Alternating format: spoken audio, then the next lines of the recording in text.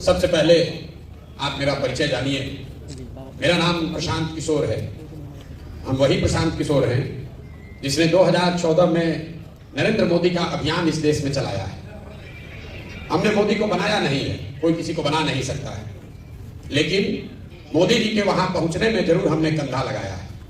उस नजरिए से अगर आप भाजपा के विचारधारा के विरोधी हैं या मुसलमान होने के नाते आप ऐसा समझते हैं कि जिस शख्स ने नरेंद्र मोदी की मदद की है उसके साथ कैसे चले, उस पर भरोसा कैसे करें, तो ये बिल्कुल आपकी वाजिब वजह है। आपको हमारे साथ नहीं चलना चाहिए, हम पर भरोसा नहीं करना चाहिए।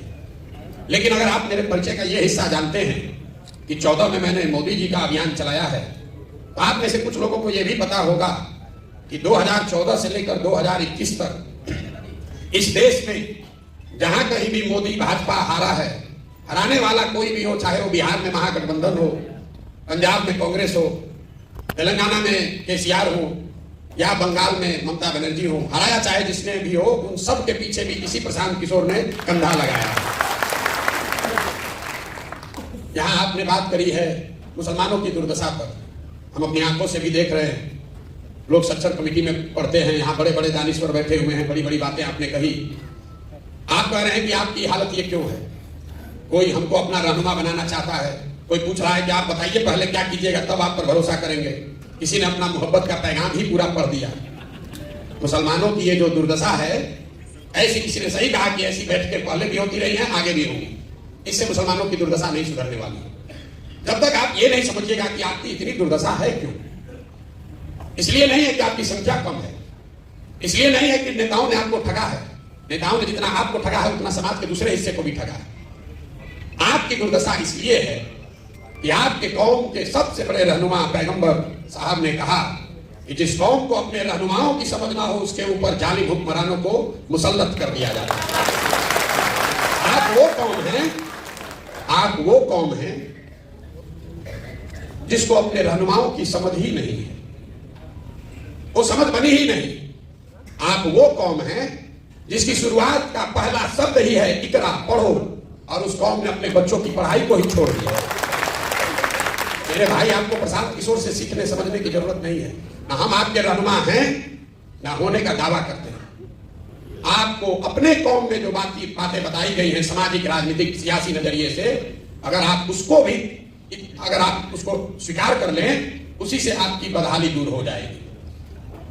जब मैं कह रहा हूं कि आपको अपने रहनुमाओं की समझ नहीं है, ज्यादातर लोग यहां कहेंगे भैया विकल्प नहीं है। हम आपको उदाहरण देके बिहार के नजरिए से बताएंगे कि आपको कैसे रहनुमाओं की समझ नहीं है। आज जितने भी मुसलमानों से आप बात कीजिए, वो कहता है भैया हम लोग के पास विकल्प नहीं है। 2014 में आपके पास विकल्प आया था। आज जो यहाँ के सदर हैं, हम उनके विरोध में खड़े, वो भाजपा के साथ है, लेकिन नीतीश कुमार 14 में उन्होंने आपके साथ कोई दगा नहीं किया था। यहाँ जितने शख्स बैठे हुए हैं, आप ये बात मानिएगा कि 2005 से लेकर 2014 तक नीतीश कुमार ने मुसलमानों के साथ कुछ गलत नहीं किया। ये वही नीतीश कुमार हैं कि 2010 में जब उनकी चलती थी तो नरेंद्र मोदी को बिहार में उन्होंने घुसने नहीं दिया था। ये वही नीतीश कुमार है 2012 में जब नरेंद्र मोदी को भाजपा ने अपना अभियान का चेहरा बनाया तो नीतीश कुमार उस गठबंधन से बाहर निकल गए, अपनी सरकार, अपनी पूरी राजनीतिक कैरियर को दांव पर लगाया।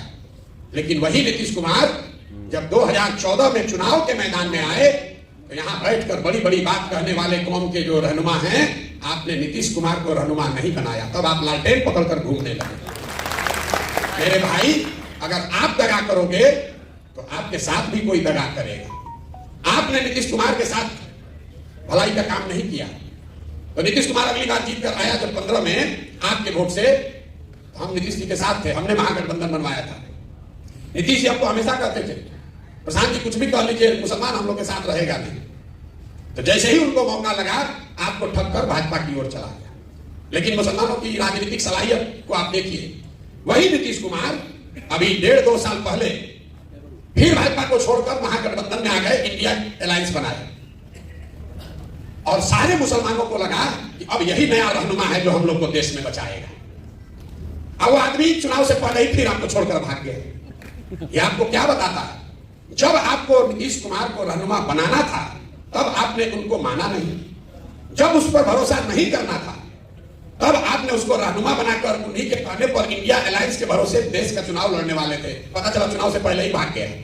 ये तो भला हो कि चुनाव से पहले भागा, लेकिन अगर नहीं भागे होते हम आपको लिख के देते। यहाँ जितने जितने दानिश्वर मुसलमान बैठे हो, समझदार बौद्धिक तौर पर प्रबुद्ध लोग, सब लोग जाकर आप लोग नीतीश को वोट देते हैं। जीतने के बाद वो आदमी भागता है।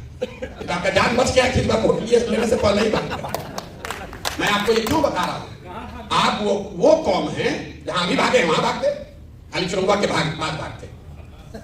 मैं आपको ये बता रहा हूं कि राजनीतिक सलाहियत के मामले में ये कौम सबसे पिछड़ी है। आपसे ज्यादा राजनीतिक समझदारी दलित समाज को भी है, अभी पिछड़े समाज को भी, किसी भी समाज को आपसे ज्यादा राजनीतिक सलाहियत है। तो यही बात तो मैंने आपको कहा कि पैगंबर साहब ने कहा कि जिस कौम को अपनी रहनुमाओं की समझ ना हो उसके ऊपर जालिम हुक्मरानों को मुसल्लत किया जाता है। बात अगर पैगंबर साहब ने कही है तो गलत नहीं हो सकती, लेकिन आप अपनी सुविधा अनुसार उसका आधा लाइन पढ़ रहे हैं।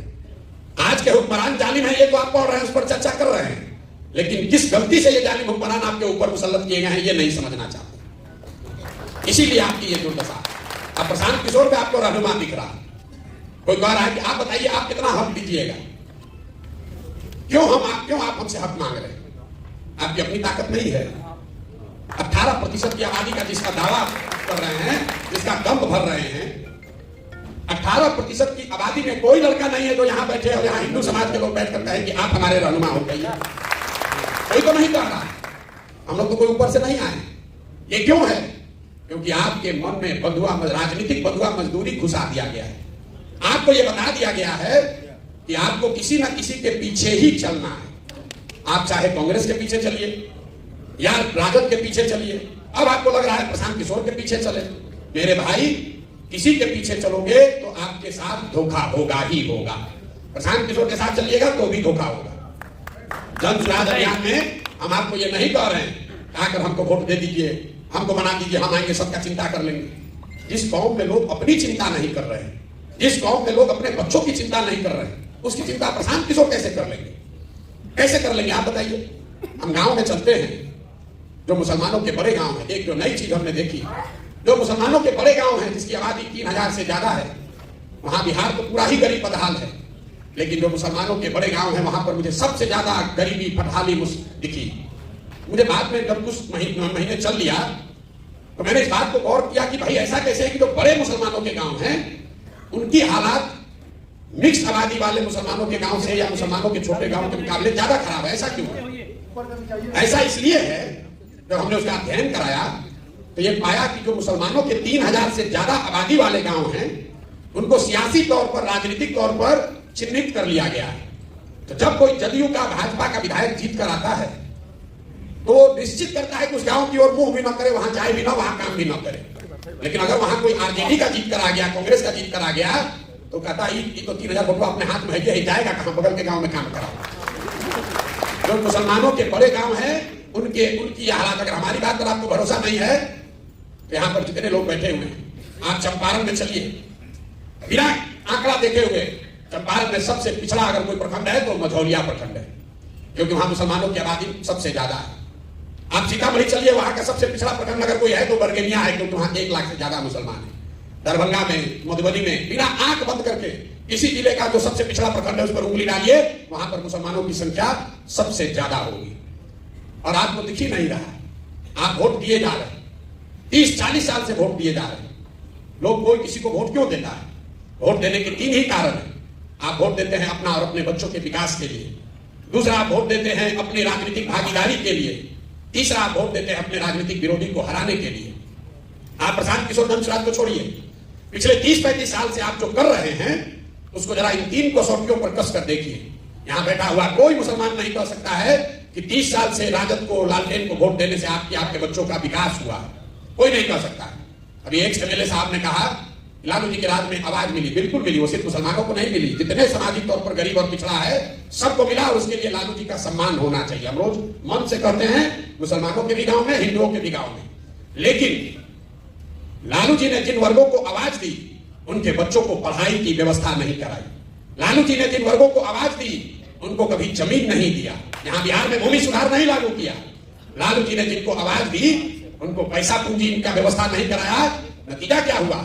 आप भीड़ में लालू जी की आवाज बन के रह गए, आपके बच्चों को पढ़ाई रोजगार नहीं हुआ। तो जो काम उन्होंने किया है उसके लिए सम्मान होना चाहिए, लेकिन जो काम नहीं किया उसका भी विवेचना होना चाहिए। आप 30 वर्ष से लालू जी को वोट देते हैं, आंख बंद करके देते हैं, आप कुछ भी दावा करेंगे, सब जानता है। आपको विकास नहीं मिला।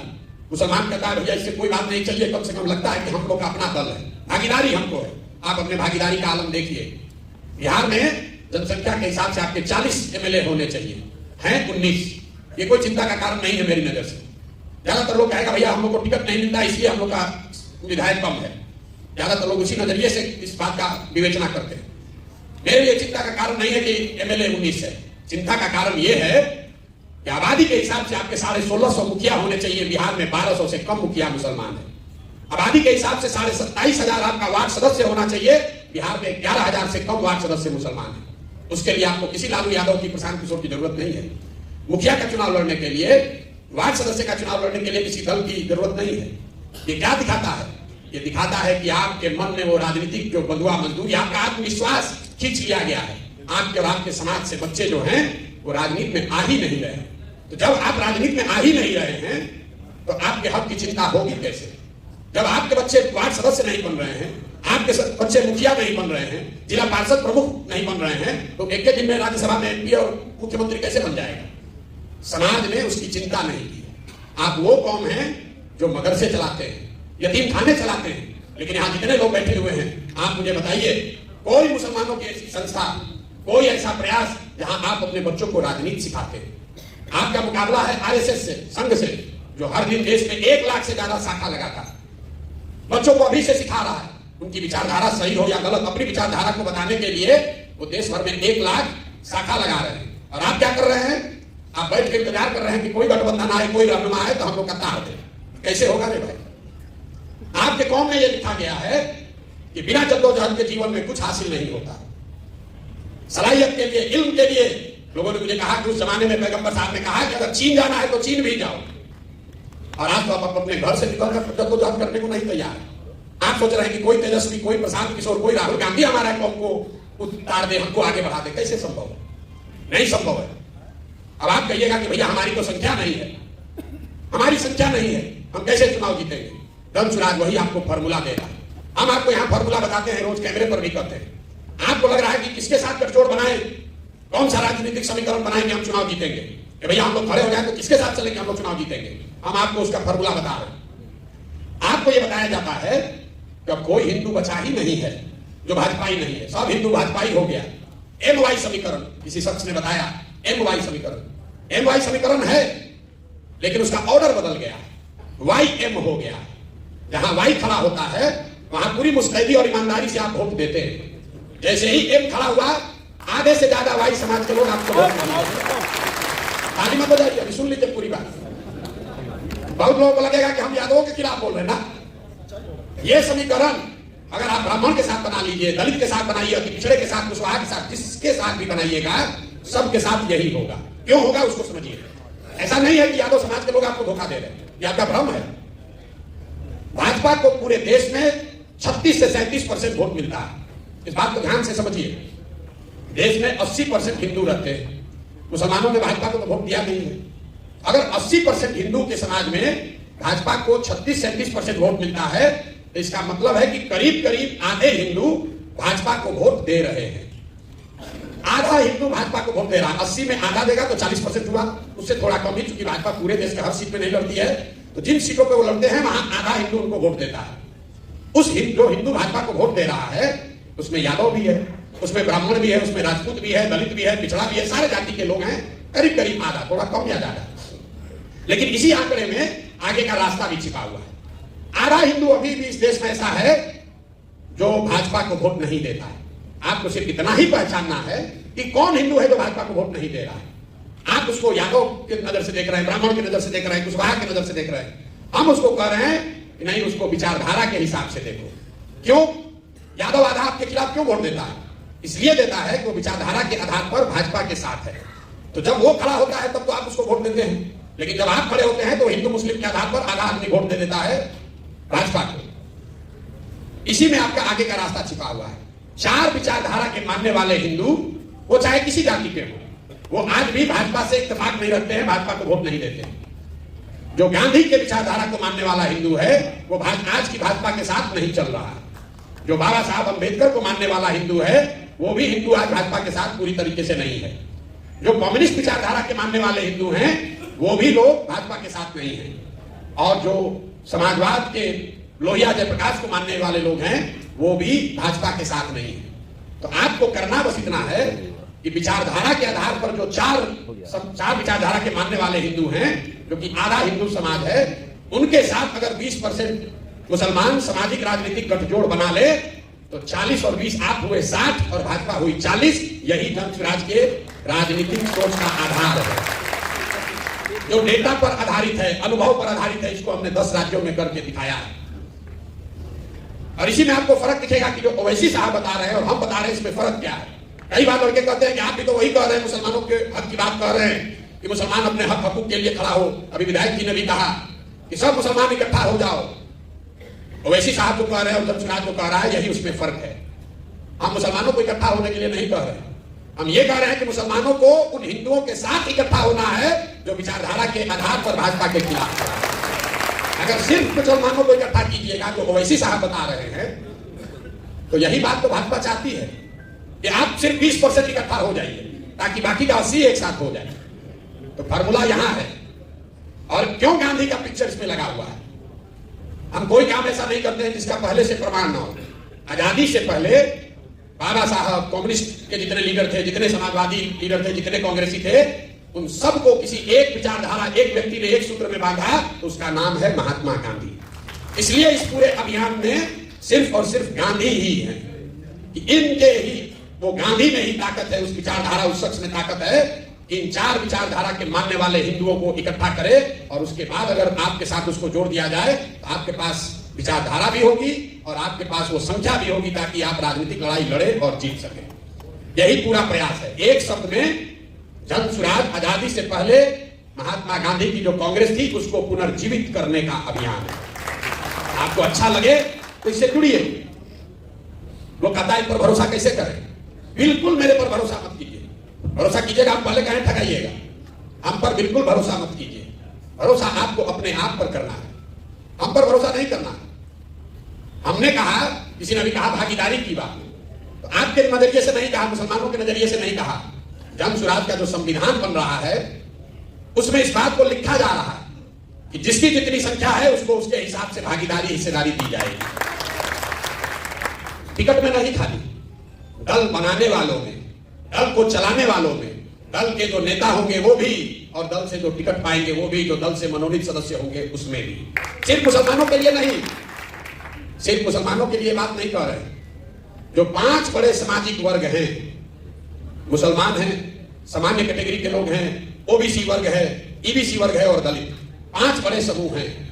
तो ये तय किया गया कि इनको बराबर की हिस्सेदारी दी जाए।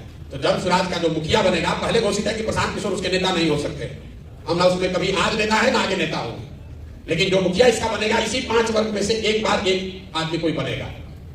अगर एक बार दलित समाज का नेता बना तो अगली बार जो बाकी के 4 बच गए उनमें से बनेगा। तो 5 बार में एक टर्म मुसलमानों का भी होगा। ना आपको आपकी आबादी से ज्यादा, ना आपको आपकी आबादी से कम।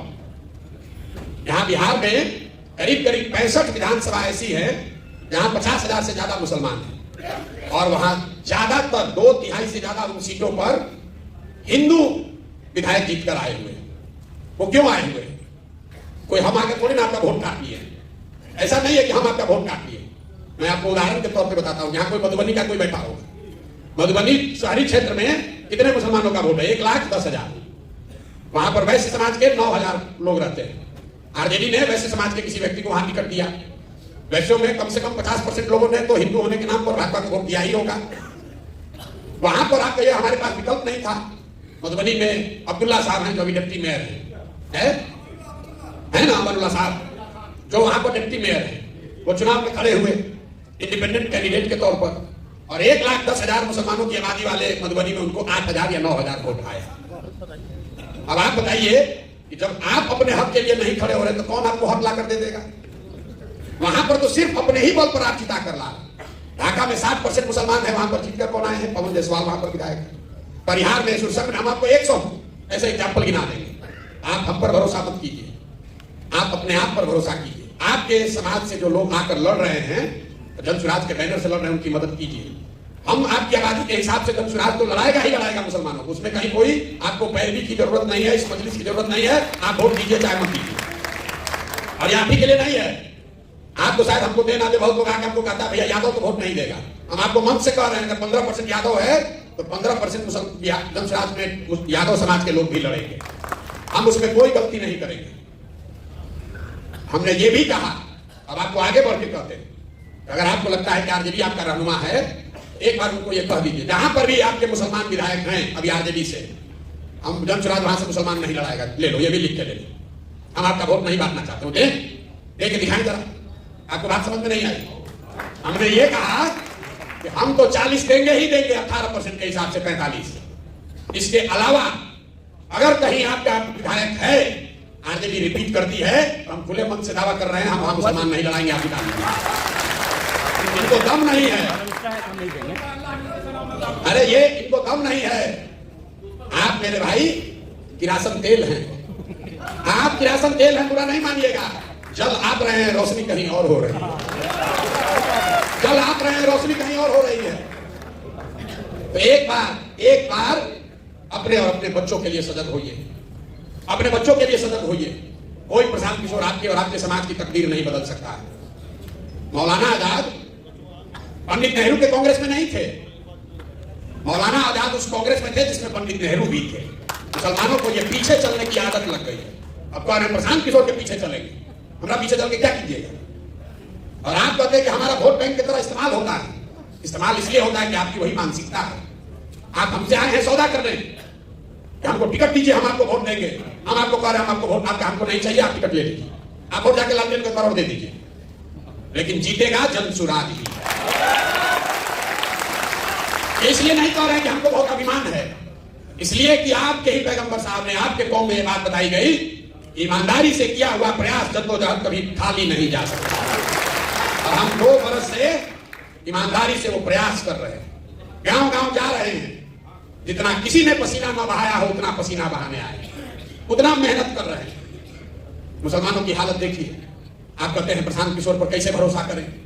अरे इतना बड़ा अभियान चला रहा है, कितना पैसा खर्चा होता है, जरूर भाजपा वाला पैसा इसको दे रहा है। देखिए मुसलमानों की दशा, आप अपनी दशा देखिए मेरे भाई। आप ये कह रहे हैं कि भाई इतना बड़ा अभियान चला रहा है, जरूर भाजपा वाला पैसा दे रहा होगा। मेरे भाई आप 30 वर्ष से राजद को वोट देते हैं, यहां बैठा हुआ कोई आदमी कभी नहीं पूछा कि राजद को पैसा कौन देता है। राजद को पैसा इसी बिहार से आता है, क्योंकि बिहार के बाहर तो पार्टी है नहीं। आपके हमारे बच्चों का जो हक लूट कर ये लोग ले जाते हैं, उसी पैसे से राजनीति उनकी होती है। आपने आज तक ये उनसे सवाल नहीं पूछा। और प्रशांत किशोर के कंधे लगाने से, प्रशांत किशोर का कंधा लगाने से, हमारी मदद से आज 6 राज्यों में लोग मुख्यमंत्री हैं। हमको अभियान चलाने के लिए, टेंट तंबू चलाने के लिए पैसा नहीं मिलेगा। आपके पास आधा राज्य है, बिहार जैसा गरीब राज्य है, तो लूट के आप राजनीति कर सकते हैं। और हमारा बनाया हुआ 6 राज्य में सरकार है, हमको पैसे नहीं मिलेगा। लेकिन मुसलमानों को देखिए, हम मजबूती से प्रयास कर रहे हैं, ईमानदारी से प्रयास कर रहे हैं। तो मुसलमान कहता है कैसे भरोसा करें, जरूर भाजपा वाला होगा पीछे। अगर हम ईमानदारी से प्रयास नहीं करते, इतना बड़ा प्रयास नहीं करते, किसी से गठबंधन करके 10-20 सीट करते, तो कहते ना आदमी तो बहुत होशियार है, मजबूती से लड़िए नहीं रहा, वोट देंगे तो वोट में बट जाएगा। मेरे भाई आपका अविश्वास हम पर नहीं है, ये आपका खुद पर से भरोसा उठ गया है। आपका खुद पर से भरोसा, और यही आरजेडी ने आपका नुकसान किया। आपका नुकसान आरजेडी ने यही किया है कि उसने आपके मन में बैठा दिया कि बिना हमारे साथ के तुम्हारा एग्जिस्टेंस नहीं है। मुसलमान खड़ा होकर कहता है कि हम अल्लाह को छोड़कर किसी से नहीं डरते, और हम आपकी हर बैठक में, मुसलमानों की बैठक में आपके मुंह पर कहते हैं कि आपसे डरा हुआ कौम कोई है नहीं। भाजपा का डर दिखाइए, भाजपा का डर दिखाइए। और ये वो कौम है जो अपने बच्चों का हक लूट कर ले गए लोगों को भी भाजपा के डर से वोट देने को तैयार है। कैसे भला होगा? अरे भाई कम से कम जो बात आपके कौम में बताई गई है उसको तो ध्यान में रखो। प्रशांत किशोर से क्यों सीखने आए? हम लोग तो निमित्त मात्र हैं, हम लोग तो निमित्त मात्र हैं, कुछ प्रयास कर रहे हैं। आपको अच्छा लगे तो जुड़िए, हमें आपका वोट नहीं चाहिए। मैं कहता हूं, और हर बार मुसलमान कुछ साथी उठकर कहते हैं भैया ऐसा काहे कर, हम लोग आपके साथ हैं। बहुत सारे साथी हम लोग के साथ जुड़े हुए हैं। मैं आपको मन से कह रहा हूं, हमको वोट नहीं चाहिए आपका, मुझे आपकी दुआ चाहिए। मुझे आपकी दुआ चाहिए और आपके वो बच्चे चाहिए जो राजनीति में आना चाहते हैं। आप अपने गांव से, पंचायत से उन बच्चों को हमारे पास भेजिए जिनमें राजनीतिक सलाहियत, जिनका जज्बा है, जो राजनीति आकर करना चाहते हैं, जो वार्ड सदस्य बनना चाहता है, मुखिया बनना चाहता है, पंचायत समिति बनना चाहता है, उसके पास पैसा नहीं है, उसको कोई सिखाने वाला नहीं है, उन बच्चों को हमारे पास भेजिए। जन सुराज अपने खर्चे से उनको सिखाएगा भी और अपने पैसे से उसको चुनाव भी लड़ाएगा। ये कहने के लिए नहीं कह रहे हैं। बहुत लोगों ने राज्यसभा और एमएलए एमपी बनाया होगा। अफाक साहब यहाँ बैठे हुए हैं, पूछ लीजिए कि इन्होंने अगर 1 रुपया भी कहीं खर्च किया हो, या मैंने कभी इनसे बात किया हो कि भाई एमएलसी बन गए हो, 1 किलो मिठाई भी लेके आना हमारे पास। ये हमारे रिश्तेदार नहीं है। और जहां से जीत कर आए हैं वहां पर 30 वर्ष से एमएलसी ब्राह्मण समाज के एक व्यक्ति थे, केदार पांडे जी। और उस क्षेत्र में एक तो नहीं, भाजपा का 5 एमपी है, 5 एमपी। लोगों ने कहा भैया अगर मुसलमान को लड़ाइएगा तो पूरा पोलराइज हो जाएगा, पूरा पोलराइज हो जाएगा। वहां 800 से 900 मुसलमान शिक्षक है, 4500 वोट इनको आया है। लेकिन उससे मजे की बात सुनिए, 5 एमपी वाले भाजपा को 650 वोट आया। ये जन सुराज की ताकत है, ये जन सुराज के विचार की ताकत है। तो आपको ये तय करना है, आप अगर अपने कंधा लगाएंगे तो निश्चित तौर पर ये लड़ाई थोड़ी हमारे लिए आसान हो जाएगी। लेकिन अगर आप ये कंधा नहीं भी लगाते हैं तो हमें आपसे कोई शिकवा शिकायत नहीं। हमको आपका सर्टिफिकेट भी नहीं चाहिए कि हम ए टीम है कि बी टीम। देखिए मुसलमानों की आपकी सोच, आप लोग 5 टाइम नमाज पढ़ते हैं, ईमान की बात करते हैं।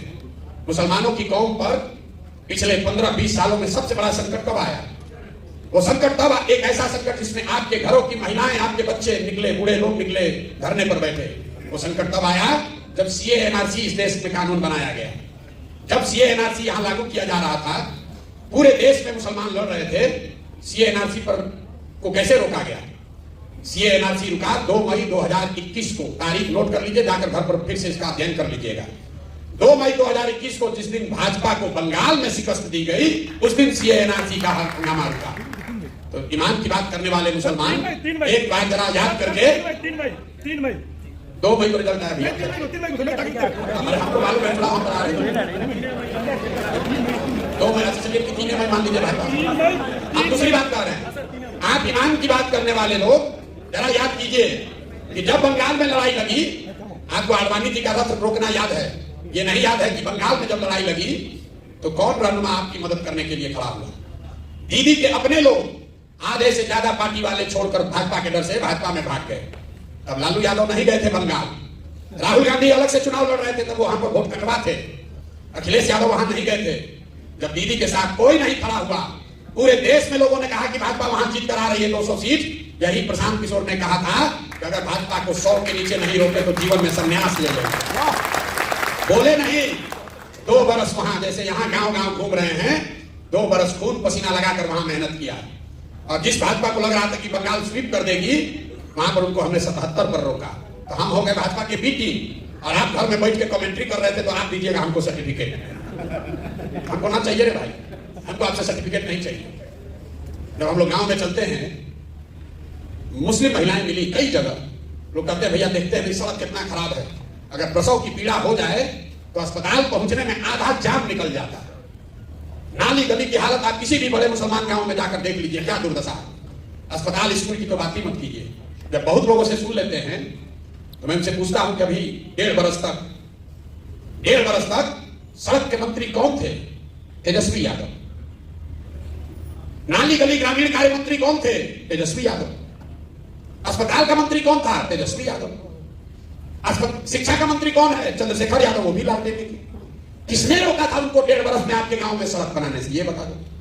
और अगर उन्होंने नहीं बनाया, ये उनकी गलती नहीं है। गलती ये है कि उन्होंने नहीं बनाया, इसके बावजूद आपने सबने जाकर फिर उसी लालटेन को वोट दबाया। आपको अपने महिलाओं की, बच्चों की चिंता नहीं है। भाजपा के डर से जाकर लालटेन का बंधुआ मजदूरी कर रहे हैं और सोच रहे हैं कि कोई आकर हम लोग को सुधार देगा। नहीं सुधरेगा। जब आप खड़े होंगे, आप सजग होंगे तो सुधरेगा। जन सुराज से आपको क्या मिल सकता है? भागीदारी जब मिलेगी तब मिलेगी, छोड़िए वो सब बात। एक चीज आप आत्मा कर देख लीजिए, जन सुराज से आपकी राजनीतिक बंधुआ मजदूरी खत्म होगी। हम आपको कुछ दे ना दें, जो लोग आपको बंधुआ मजदूर की तरह अभी तक ट्रीट कर रहे थे, अब कल से आपको पूछने लगेंगे। अगर हमारी बात पर भरोसा नहीं है, यहां पर अभी जाने से पहले हमारे साथ सेल्फी ले लीजिएगा और उसको खाली फेसबुक पर डाल दीजिए।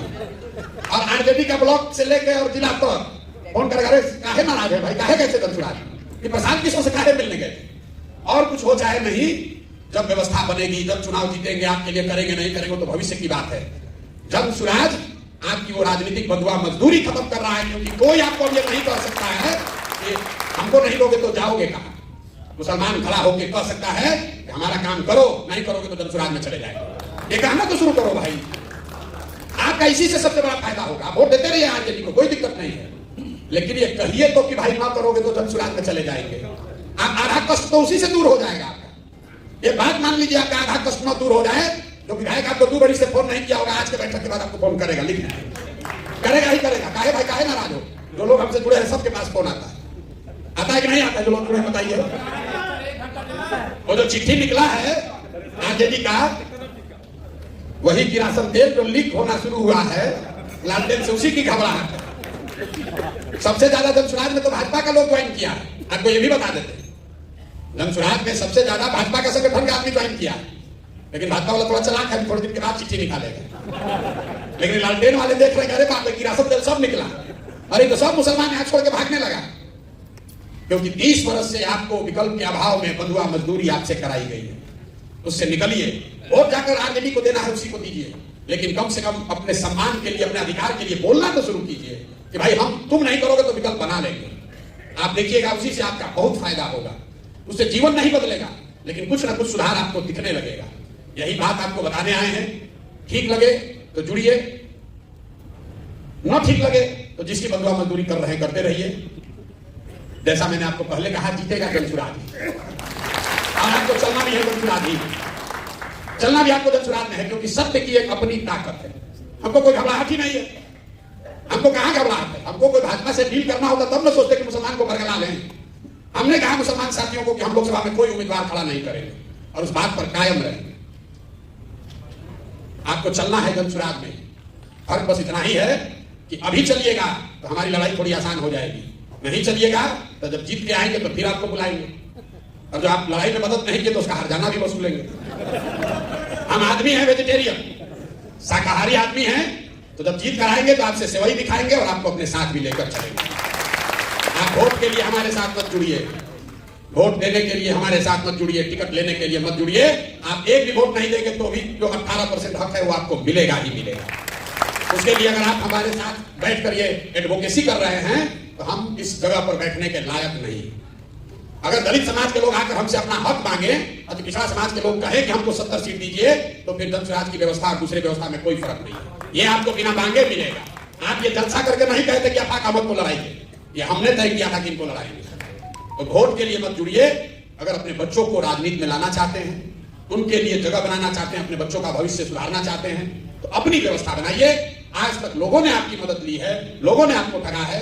एक बार इतनी समझदारी सलाहियत तो पैदा कीजिए कि आप हमारा मदद लेकर कुछ अपना आप में जिता लीजिए। अरे इतना सलाहियत तो कीजिए कि हमारी मदद से कम 1000-2000 बच्चों को राजनीति में पारंगत करा लीजिए, उनको चुनाव जिता लीजिए। अफाक अहमद जीते हैं, अगर मान लीजिए कल हम भाजपा में भाग जाएं, अफाक अहमद तो रहेंगे ना, एक नेता आपके बने ना समाज में। तो इतना सलाहियत तो कम से कम पैदा करो भाई।